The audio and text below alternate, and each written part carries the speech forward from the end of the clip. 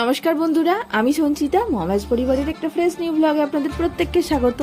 বিকেলবেলা উল্টো রথ দেখতে বেরিয়েছিলাম, মানে সোজা রাতে তো যেতে পারিনি, সেই জন্য উল্টো রথ।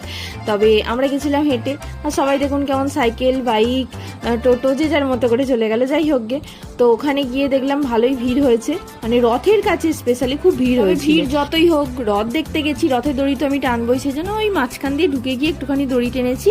আর হ্যাঁ, আমার একটুখানি ভুল হয়ে গেছিলো, আমি প্রথম দিয়ে বাঁ হাত দিয়ে টেনে ফেলেছিলাম, তারপরে আবার চেঞ্জ করে নানা দিয়ে প্রণাম করে বলেছি, ওটা ঠিক আছে। আর পিটার আর মা দুজনেই টানে নাই, কারণ এত ভিড় বলে।